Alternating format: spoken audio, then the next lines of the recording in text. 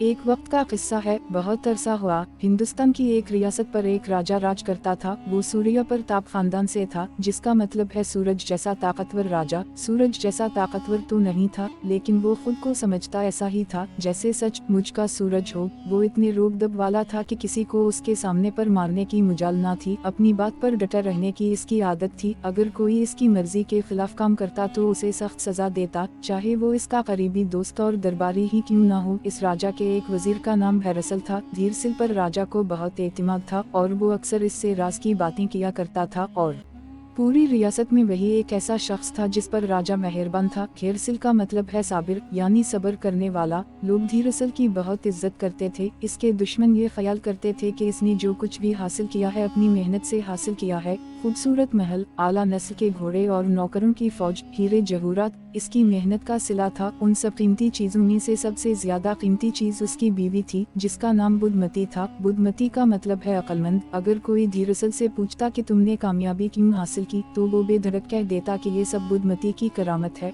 वो मेरी बेहतरीन साथी और सलाहकार है। शायद मैं उसके बगैर कुछ भी हासिल ना कर सकता। एक दिन रात काफी बिखरी हुई थी और धीरसल अपनी बीवी के साथ अपने बाग में बैठा हुआ था। दोनों काफी देर खामोश बैठे रहे। फिर धीरसल बुद्धमती को मुखातिब करके बोला, फर्ज करो अगर हमारी सारी दौलत खत्म हो जाए तो। बुद्धमती ने फौरन बात काटी और हैरत से पूछा, मैं आपकी बात नहीं समझी, क्या दरबार में कोई ऐसी वैसी बात हो गई है? नहीं नहीं, धीरसल ने जवाब दिया, लेकिन मुझ पर राजा की मेहरबानी बहुत बढ़ गई है, जिस पर दरबार में लोग मुझसे हसद करने लगे हैं। लेकिन राजा आपको सबसे ज्यादा पसंद करते हैं, आप हसदों की परवाह न करें। बुद्धमती ने धीरसल को तसल्ली दी और राजा की भी खूब कही। वो इतना शक्की है कि इसकी कोई हद नहीं, अगर कुछ हो जाए तो परेशान मत होना। धीरसल ने बीवी को समझाया। बुद्धमती एक फवारे के करीब बैठी थी। शौहर की बात सुनकर वो उठ खड़ी हुई और हैरत से कुछ सोचने लगी। कुछ देर सोचने के बाद धीरसल बोली, सच बताए, क्या दरबार में आपके खिलाफ कोई सियासत या कोई बातें हो रही हैं?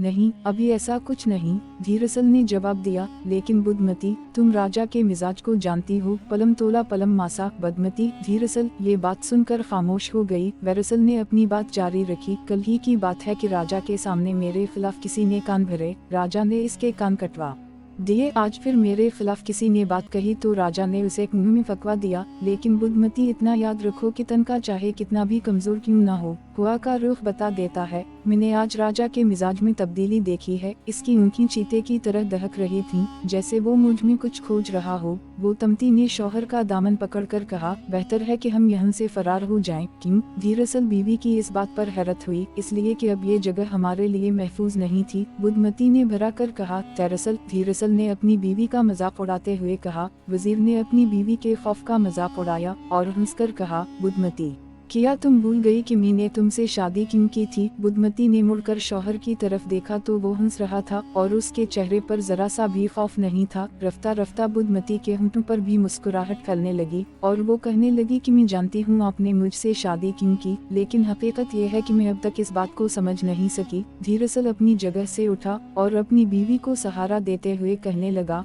मैंने तुमसे शादी इसलिए की थी कि तुम खूबसूरत होने के साथ अक्लमंद हो। आज मैं ये सोच रहा हूँ कि तुम्हारी अकल ही वो चीज है जिसके हम दोनों मालिक हैं, बाकी कुछ भी हमारा नहीं। दरअसल कहते कहते रुक गया और फिर बोला, बुद्धमती, मुझे किसी चीज की परवाह नहीं, मुझे राजा की बदमिजाजी का भी ख्याल नहीं, लेकिन हमें आने वाली मुसीबतों के लिए तैयार रहना चाहिए। धीरसल की बातों से ये अंदाजा हो रहा था कि कुछ ना कुछ बुरा होने वाला है। दरबारी धीरसल के खिलाफ राजा के कान भरते रहते थे। राजा 2-3 रोज दरअसल को गुस्से से देखता रहा और उसे बदतमीजी से बुलाता रहा। फिर जैसे अचानक आसमान से बिजली टूट पड़ी, राजा ने दरअसल को ऐसा काम करने के लिए कहा जिसे सुनकर दरअसल की चीख निकल गई। नहीं, दरअसल ने दरबारी अदाब के बिल्कुल परवाह नहीं की और अपनी जगह से उठ खड़ा हुआ। राजा ने भी गरज कर कहा, मेरे सामने ना की जुर्रत कौन कर सकता है? उसी लम्हे दर्जनों हाथ तलवारों के दस्ते संभालने लगे, लेकिन धीरसल जहाँ खड़ा था खड़ा रहा। वो वजीर का शानदार झुका पहने हुए था और बड़ा रूपदार लग रहा था। कत्ल करने वालों के हाथ वहीं पर रुक गए, क्योंकि धीरसल के हाथ में भी तलवार थी और वो तलवार का धनी था। इस पर हमला करने वाला खुद ही मौत के घाट उतर जाता था। ये देखकर राजा बहुत बेचैन हो गया। वो अपनी मनमानी पूरी करवाना चाहता था, लेकिन अपने वजीर को मरवा कर वो ऐसा भी काम नहीं कर सकता था। लेकिन उस बार इसके लहजे में जरा नरमी थी। मेरे सामने नहीं कौन कह सकता है? राजा का उम्मीद था कि इस तरह से धीरसल नेचा पड़ जाएगा। और इसकी बात मान जाएगा। लेकिन देरसिल पर नजर पड़ते ही उसे इस बात का अंदाजा हो गया कि ऐसा होना नामुमकिन है, क्योंकि धीरसल एक मजबूत चट्टान की तरह खड़ा था। इसके चेहरे पर किसी किस्म का कोई खौफ नजर नहीं आता था। राजा गुस्से से फुनकारने लगा। इसके अल्फाज मुंह से पूरे नहीं निकलते थे। वो अपने गुस्से पर काबू नहीं पा रहा था। उसने बादल की तरह गरज कर अपने वजीर से कहा, जो शख्स मेरी बात ना माने उसे जिंदा रहने का कोई हक नहीं। लेकिन दरअसल याद रखो, तुम आहिस्ता आहिस्ता ही मेरी नजरों में चढ़े थे, इसलिए तुम्हें आज तक आहिस्ता ही मारा जाएगा, ताकि तुम्हें महसूस हो कि तुमने मेरा हुक्म ना मानकर कितनी बड़ी गलती की है। महाराजा धीरसिल ने धीमी आवाज में जवाब दिया, आप मेरे साथ जो चाहे सलूक करें, लेकिन मैं इतना जानता हूँ कि आप ये बात सोचकर उम्र भर पछताते रहेंगे कि आपने एक ऐसे शख्स को कत्ल किया जिसने आपके गलत काम को करने से इनकार किया। वजीर की इस गुस्ताखी से राजा आपे से बाहर हो गया और गुस्से से थर थर कांपने लगा। फिर इसने गुस्से से सिपाहियों को आवाज दी और हुक्म दिया कि वजीर को कैद करके महल से बाहर बने हुए मीनार पर कैद कर दिया जाए। उसे खाने के लिए खाने का एक लुकमा और पीने के लिए एक पानी की घूंट ना दी जाए और इसके सर पर किसी किस्म का कोई साया ना हो, ताकि कड़कती हुई धूप उसे तड़पा तड़पा कर मारे। पहरेदार धीरसिल को हथकड़ी लगाने से घबरा रहे थे। इसका इतना रोब और दबदबा था कि किसी को उसके करीब आने की जुर्रत न थी। इन्हें देखकर धीरसिल ने कहा, घबराता क्यों हो?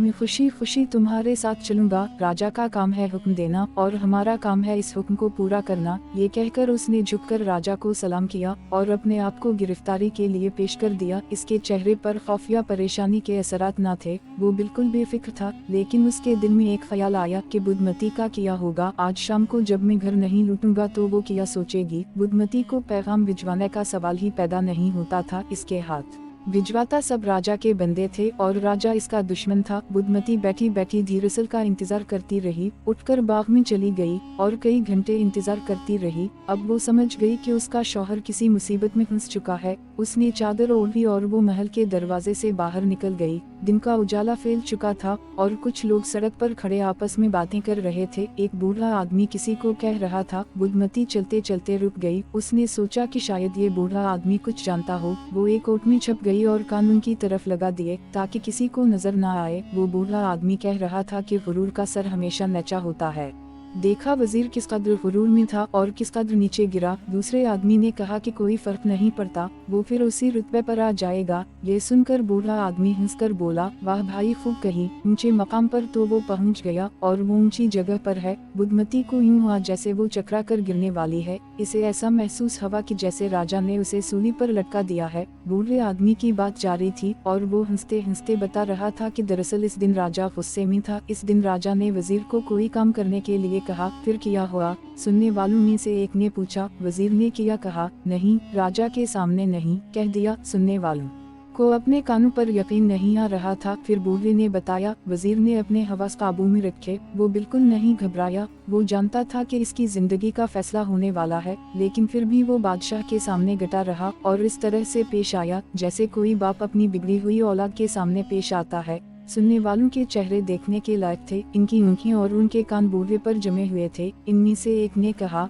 बड़े मियां, राजा ने वजीर को सजा दी। बुधमती ने भी अपने कान बूढ़े की तरफ लगा दिए ताकि उनकी बात गौर से सुने। बूढ़े ने बताना शुरू किया, मैंने तुमसे कहा है कि वो उस वक्त सबसे ऊंची जगह पर है जो शहर से बाहर बने हुए मीनार पर है। इसे खाने पीने के लिए भी कुछ नहीं दिया जाएगा और तेज धूप इसे जलाकर मार देगी और तेज धूप से वो तरप तरप कर मर जाएगा। राजा के सामने ना कहने का अंजाम जल्द ही देख लेगा। उनमें से एक ने कहा। बुधमती वहां से चल पड़ी और ये सोचने लगी कि अब वही अपने शौहर को बचा सकती है, वरना इसका बचना मुमकिन नहीं। अभी पूरा दिन बड़ा था और दिन के वक्त वो मीनार के पास नहीं जा सकती थी। वो दिन भर कुछ ना कुछ सोचती रही। परेशानी से वो निढाल हो चुकी थी। आखिर बुलबुल करके सूरज ढला, रात हुई और चारों तरफ अंधेरा फैल गया। जब रात पूरी तरह से फैल गई तो बुधमती चादर लेकर छप छुपा कर महल से निकली। वो शहर की गलियों और बाजारों से होती हुई इस रास्ते पर चल पड़ी जो मीनार की तरफ जाती थी। सारा शहर सोया हुआ था, बाजार सोने पड़े थे। मीनार की तरफ जाने वाला रास्ता बहुत लंबा था और बुधमती अपने कदमों को जल्दी जल्दी उठा रही थी, क्योंकि देर होने से उसके शौहर की जिंदगी खत्म हो सकती थी। जब वो मीनार के करीब पहुंची तो सुबह का सूरज निकल चुका था।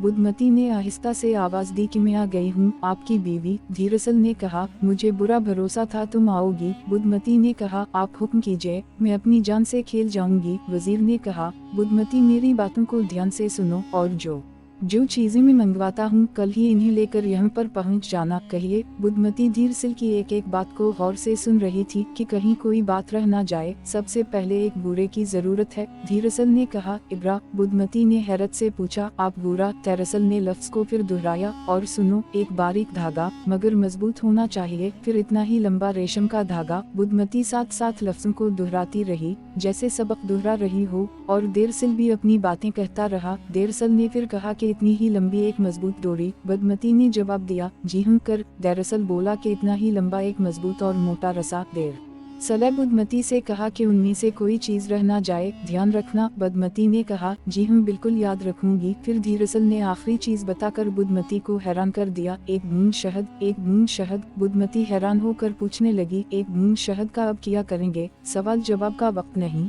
दरअसल ने कहा। अब जल्दी जाओ और सुबह इन्हीं चीजों के साथ वापस आना। और फिर दरअसल उसी मीनार पर बैठा अपनी बीवी को जाते हुए देखता रहा। बुद्धमती को बारीक धागा तलाश करने में काफी मुश्किल पेश आई, और बूरे को ढूंढना और पकड़ना भी कुछ आसान काम नहीं था। वजीर के बाग में बहुत से बूरे मंडराते रहते थे, लेकिन उनमें से ज्यादातर बहुत कमजोर थे। बुद्धमती ने इन्हें नहीं छेड़ा। फिर अचानक बुद्धमती की नजर एक बूरे पर पड़ी। वो धूप में चमक रहा था। बुद्धमती उसे देखते ही चीख उठी, और वो समझ गई कि शहद का शदाई यही बूरा है, यही वो बूरा है जिसे मैं तलाश कर रही थी। उसने बूरे को पकड़ा, धागों और रस्सियों वाले सामान में संभाल कर रख लिया। फिर मक्खियों के शहद को तलाश किया और इसमें से कुछ शहद निचोड़ कर एक शीशी में भर लिया। बुद्धमती ने रेशमी और सूदी धागे को अलग अलग रखा, और मोटी रस्सी और डोरी को भी अलग अलग जगह पर रखा, और फिर बैठे बैठे सोचने लगी कि वो उन सब चीजों का क्या करेंगे। आखिर वो एक बूंद शहद का क्या करेंगे? बस वो किसी तरह से इस मीनार से नीचे उतर आए। और वो कड़कती धूप को देखकर परेशान हो रही थी। वो सोच रही थी कि इस रखती हुई धूप में इनका क्या हाल हो रहा होगा। खुदा इस जालिम बादशाह को गिरफ्त करे। आखिरी इंतजार का भारी दिन डूब गया। सूरज मगरिब में गर्ब हो गया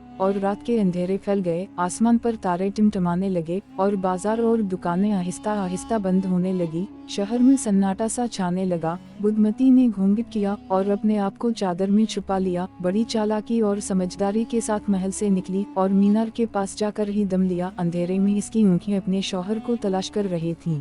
फिर इसने धीमी आवाज में कहा कि मैं आ गई हूँ, मैं आपकी बताई हुई सब चीजें ले आई हूँ। धीरसल कहने लगा, मुझे लगता है कि अब सब कुछ ठीक हो जाएगा। बुद्धमती, मुझे यकीन था कि तुम जल्द ही ये सब चीजें लेकर आओगी। अब हम और वक्त जाया नहीं कर सकते। अगर ये रात भी गुजर गई तो कल की धूप मुझे यहीं पर सड़ा कर मार देगी। दरअसल ने जरा कुछ सोचते हुए कहा, ये भी अच्छा है कि सब पहरेदार सो रहे हैं। फिर इस बात की भी फिक्र हुई कि कहीं हमारी आवाज से कोई उठ ना जाए। बुद्धमती घबरा कर बोली, आप जल्दी से हुक्म दीजिए कि मैं क्या करूं? और घबरा कर इधर इधर देखने लगी। यरसल ने अपनी बीवी को समझाते हुए कहा, सबसे पहले रेशमी धागे को बूरे की कमर से मजबूती के साथ बांधो। खुद मतीन रेशमी धागा निकाला और बूरे को हाथ में पकड़ लिया। देखो, अब अगर धागा इसकी कमर पर बन चुका है तो एक बूंद शहद इसकी नाक पर टपका दो और फिर एहतियात के साथ इसकी नाक ऊपर की तरफ करके मीनार पर छोड़ दो। ये शहद को सौनकता हुआ मीनार के ऊपर चढ़ता हुआ आएगा, ये समझकर कि शायद ऊपर शहद हो। बुद्धमती ने बूरे को मीनार पर छोड़कर कहा कि मैंने बूरे को मीनार पर छोड़ दिया है। तेरसल ने पूछा, क्या वो मीनार पर चढ़ रहा है? जी हाँ, वो मीनार पर चढ़ रहा है। बुद्धमती ने बताया, क्या धागे की डोरी तुमने हाथ में पकड़ रखी है? जी हाँ, तो फिर अब धागे को आहिस्ता आहिस्ता ढील देती जाओ और याद रखना कि मेरी जिंदगी इस रेशम के धागे से बंधी हुई है। धीरसल ने कहा। घबराकर भी शहद के लालच में मीनार पर चढ़ता हुआ चला गया, यहाँ तक कि मीनार की चोटी के करीब पहुँच गया। करीब पहुँचते ही देरचल ने उसे हाथ में पकड़ लिया। उसने रेशम के धागे को बूरे से खोल दिया और रेशम का धागा हाथ में मजबूती से पकड़ने के बाद बूरे को अपने सर वाली टोपी में रख लिया और फिर बुद्धमती को मुखातिब करते हुए बोला कि अब सोती धागा इस रेशम के धागे से मजबूती के साथ बांध दो। बुद्धमती ने देरसिल की बातों पर अमल किया और धागा बांधने के बाद सोती धागे को आहिस्ता आहिस्ता ढील देने लगी। धीरसल ने सोती का धागा सारा ऊपर खींच लिया था और फिर धीरसल सोती धागे को मजबूती से हाथ में पकड़ने के बाद बुद्धमती को मुखातिब करते हुए कहने लगा, हमारा आधा काम हो चुका है। अब यूं करो कि डोरी को सोती धागे के साथ मजबूती से बांध दो। बुद्धमती का दिल खुशी से धड़क रहा था और फिर कहने लगी, ये लीजिएगा। चंद लम्हे बाद ऊपर से आवाज आई कि डोरी का सरा मेरे हाथ तक पहुंच चुका है, अब रस्से की बारी है और एहतियात के साथ रस्से को भी इस डोरी के सिरे से बांध दो। बुद्धमती ने रस्से को डोरी के सिरे से बांध दिया और आहिस्ता आहिस्ता ढील देने लगी।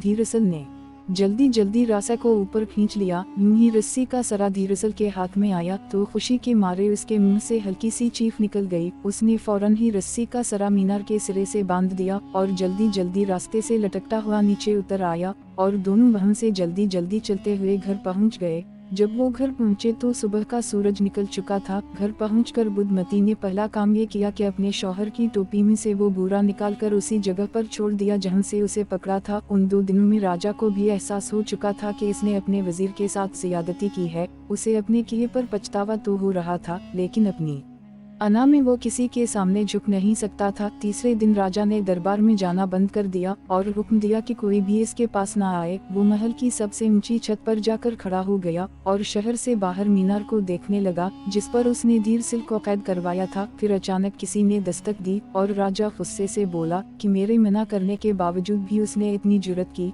ये धीरसिल की आवाज़ थी कि महाराजा, मेरे कान तो सलामत रहने दें, मैं आपकी खिदमत कैसे करूंगा। धीरसिल की आवाज़ सुनकर राजा के मुंह से चीख निकल गई। वो जल्दी से बाहर निकला और धीरसिल को गले से लगा लिया। मैंने तुम्हें इन 3 दिनों में बहुत याद किया और कोई ऐसा लम्हा नहीं था कि तुम मेरे जहन और मेरे दिमाग से निकले हो। और फिर हैरान होकर पूछा, तुम वहां से कैसे आज़ाद हुए, किसने तुम्हारी मदद की। धीरसिल ने मुस्कुराते हुए जवाब दिया, एक बूरा और एक बूंद शहद ने। महाराजा, सच कहते हैं, अकल से काम लिया जाए तो मुश्किल से मुश्किल काम भी आसान हो जाते हैं। प्यारे दोस्तों, उम्मीद करता हूँ कि ये वीडियो आपको पसंद आई होगी। अगर वीडियो अच्छी लगी हो तो कमेंट्स में अपनी राय का इजहार जरूर कीजिएगा। हमारे चैनल को सब्सक्राइब कर दीजिएगा। वीडियो देखने का बहुत बहुत शुक्रिया।